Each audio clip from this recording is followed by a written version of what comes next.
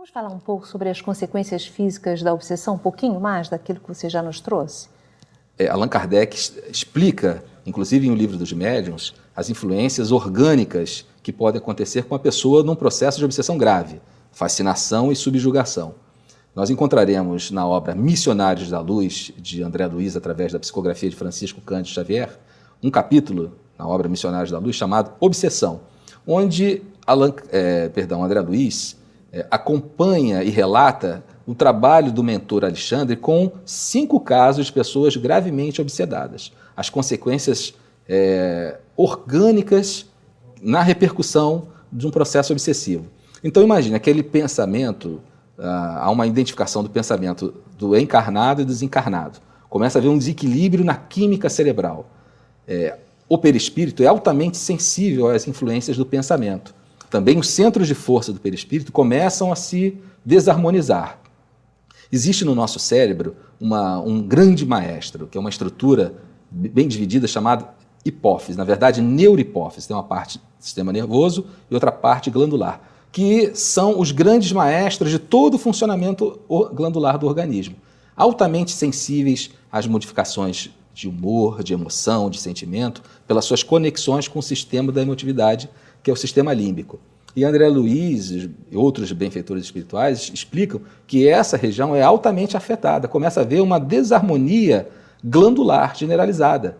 E ainda mais, esse funcionamento, essas substâncias dos cérebros desarmonizados têm mensageiros humorais que provocam, inclusive, depressão do sistema linfático, do sistema imunológico, do sistema imune, a nossa defesa contra infecções, contra tumores. E André Luiz, nesse livro Missionários da Luz, nesse capítulo Obsessão, relata o caso de uma pessoa que teve um processo obsessivo que deixou-a enfraquecida do ponto de vista das defesas e ela ficou vulnerável, e uma das consequências do seu processo obsessivo é que ela havia adquirido tuberculose, como fator predisponente, o enfraquecimento imunológico causado pela obsessão. Então veja como as repercussões físicas, não apenas as mentais, dos desequilíbrios dos neurotransmissores, levando a diversas doenças psíquicas estudadas pela psiquiatria, mas também em manifestações orgânicas. Por isso que nós encontraremos em o Evangelho doentes que eram acometidos por demônios. Lembremos que a palavra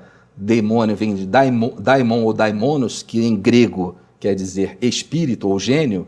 Então eram pessoas que eram subjugadas por espíritos e por isso padeciam de enfermidades, como a mulher encurvada, a filha da mulher estrangeira que Jesus havia curado quando estava nos arredores de Tiro e Sidom. Então veja como as consequências são não só espirituais, mas estamos caminhando para entender como o organismo é afetado, conforme estabeleceu Allan Kardec, no século XIX, como o organismo é afetado por um processo de influenciação espiritual. Quais as consequências do processo obsessivo para a prática mediúnica?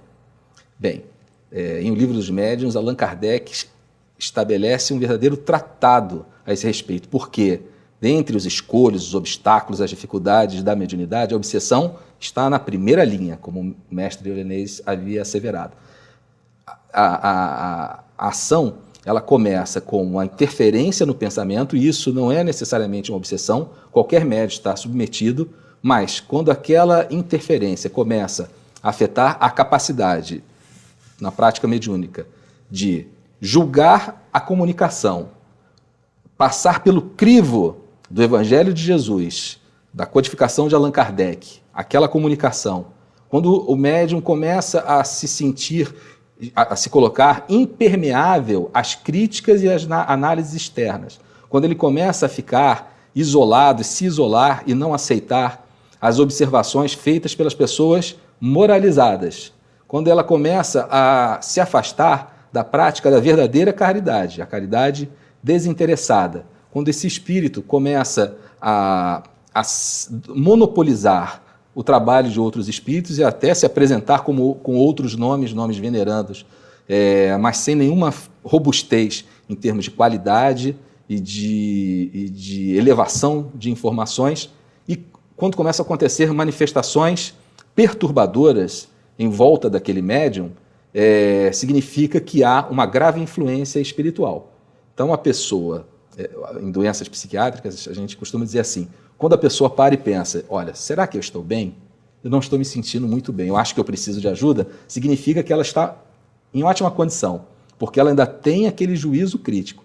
Quando uma pessoa diz assim, todo mundo está ruim, todo mundo está louco, eu sou o único normal, significa que a condição dela é uma condição mais grave. Do ponto de vista da influência espiritual num trabalho mediúnico, funciona mais ou menos dessa forma. Quando a pessoa diz, eu estou certa, as minhas comunicações são boas, e as outras que dizem ao contrário é que estão equivocadas, significa que a pessoa está passando por um processo de dificuldades mediúnicas. Bem, você já nos falou como identificar no médium a pessoa que apresenta a mediunidade de forma ostensiva. Mas no nosso dia a dia, como é que nós podemos identificar que estamos sofrendo uma influência de um espírito mau? Bom, se as influências vão desde manifestações levemente morais até grave perturbação física, total inibição da vontade, vê-se que o diagnóstico é muito difícil. Então é preciso sempre estar atento a alguns sinais de alertas. Repetimos a importância de estudar o Evangelho segundo o Espiritismo, é o capítulo sobre as preces, é o capítulo 28, no seu item 81, e o Livro dos Médiuns, no seu capítulo 23. Então, tudo começa com uma ideia fixa, é a chave, é o ponto, aquela ideia pertinaz, aquela ideia persistente, compulsiva, e às vezes que persegue a pessoa alheia à sua vontade. Ela é o começo.